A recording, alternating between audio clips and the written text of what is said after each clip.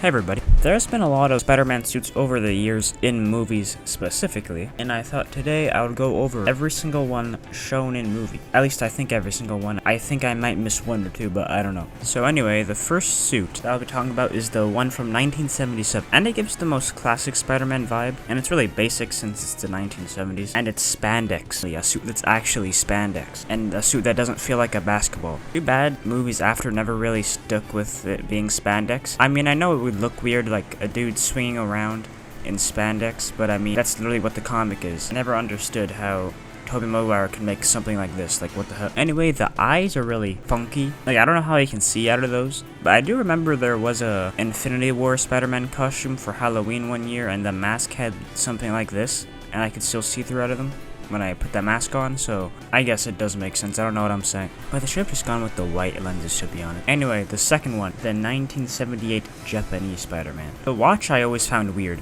Ever since I heard about this when I was younger, I was like, what the hell, what are you doing with a watch? Honestly, the watch doesn't even fit the color scheme. At least make it red and blue, instead of why is it yellow, man? Like, what the hell? But his giant robot doesn't even look like a Spider-Man themed robot. Aside from the spider webs on it, like, that's just a little patch. Why is it yellow and black? I'm so confused. Anyway, the suit isn't that different from the other one, aside from like the mask pattern and the white eyes, which I actually really like the suit, but it always looks like he's angry and wants to punch you in the face, and not so friendly neighborhood Spider-Man. Neither was the other one. The other one looks like he wants to bite you because he looks like a bug. Anyway, both symbols on both suits are really cool. But yeah, that's it for these suits. They're kind of basic. Anyway, the homemade wrestling suit from the 2002 Spider-Man. I love this suit so much, and it's not just because of nostalgia, it's because it's just cool. I mean, I don't know how a kid his age knows how to make something like that, but I mean, if I was his age, I would have no clue how to put that symbol on there. And I think that's the only problem with Toby's Spider-Man suits, is like, you can tell someone his age probably will not be able to make it. I mean, I know Aunt May had like a sewing machine or something, but you don't sew that. I mean, maybe Aunt May know how to like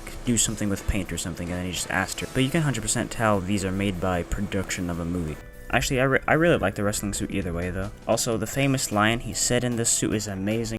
That's a cute outfit. Did your husband give it to you? Anyway, on to Toby's actual suit. I always loved the raised webbing. It just made the suit pop more, and the eyes are just so good. It looks like you could be threatening the villains, but it also be like it actually looks like a kind of like a friendly neighborhood Spider-Man. And the symbol is amazing. Now the back symbol, on the other hand, I'm not gonna talk about that. I already have made a whole entire video, so go watch that instead. Actually, no, don't watch that. That's an old video, and I don't like it that much. Toby's suit is really good, but it doesn't even compare to the other one. By other ones, I mean the amazing suits, but I'll get into that later. And lastly, for Toby, his black suit is really good. I know it's just black, but the symbol makes it even cooler. I shouldn't explain anymore. But now on to my favorite Spider-Man suit ever made, the TASM 1 suit.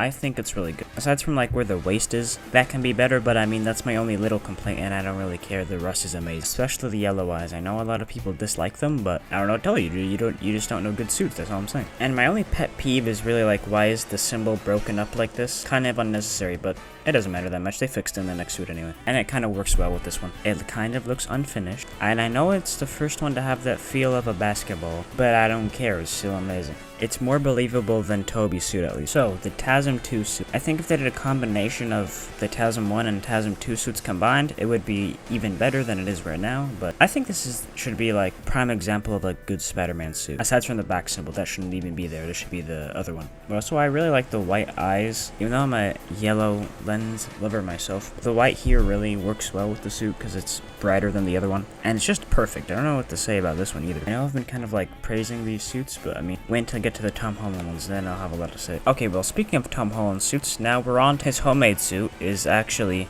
kind of good. I'm not a big fan of the goggles.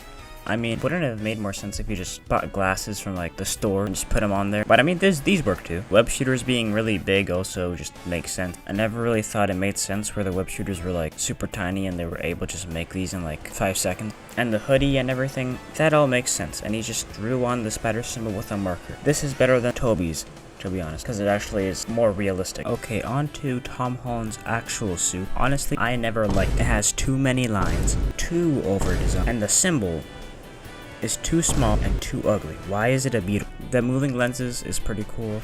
The obviously big issue is that it's basically an Iron Man suit, but It's supposed to act like spandex instead. But it's coming to the design of the suit. I'm not basing it off what was from the movie. But anyway, yeah, over-designed, not that good. Bye-bye. The Infinity War Iron Spider, on the other hand, has the exact same problem. The Iron Spider, yeah, should be have a big symbol, but could have just stuck in with the comics costume. I mean, this is just, that looks brown. He looks like he has a brown on it instead of black. What is this? Again, just over-designed nonsense. I mean, that's kind of the basic MCU formula, to be honest. The Night Monkey suit, it's just a black suit that just like, it's black, and that's the only purpose for it, because it's supposed to be called the stealth suit. And also, if they're trying to hide the fact that he's actually Spider-Man, why the hell are his eyes the same exact eyes from his other suit? Could have just changed the lenses. Seems kind of lazy, to be honest. Oh yeah, and the Homecoming suit actually has the proper back symbol, which is amazing if the suit didn't look ugly. But anyway, on to the next live action one, which is the Ditko inspired black and red suit. I really like this one. Aside from the unnecessary red breaks in the arms, it's pretty good. I know it might look weird with the arms being 100% black, but I mean, I think he could pull it off. Honestly, that's the only real problem with this suit is the back symbol that isn't the good one, and why the black things on the belt. At least they changed that in No Way Home, so I guess it gets points for that. But aside from that, it's awesome. Now on to the integrated suit from No Way Home. I don't mind the gold, but it's just unnecessary. That's it. It's just an unnecessary thing for toys. That's all it is. They seriously forced the VFX team to add it in later. You know how much time that could have saved them? There's no need for that. Literally a waste of time. The black and gold suit is the same thing basically. They just need more toy sales to like throw that in there. It's literally just the other one but black and gold. That's it. And has wire showing. There's nothing much to say about it. I don't really like this one. But on to one of the best live action Spider-Man costumes ever. The No Way Home ending one. CGI in that was kind of okay, I guess. So I didn't really get to see the suit in full glory. Blue in the suit is very vibrant. But other than that, it's perfect. The new symbol I really like. Could have changed the back symbol to the good one though. That's all I'm saying. Other than that, I really love this suit. It actually like feels like a Spider-Man suit. Aside from like the other ones that keep changing every goddamn movie for some reason. But anyway, yeah, that's it for all the live action suits. I might do a comic book suit video, but there's like thousands of those, so I don't know. Or I might just talk about Red Hood's comic costumes and rope in the live action costume as well. Yeah, you know what, that's next week's video. I'll talk about Red Hood's costumes. Since I only talk about really Spider-Man and general comic book news, I'll talk about my actual favorite superhero. So yeah, anyway, see you guys later and thanks for watching. Bye bye.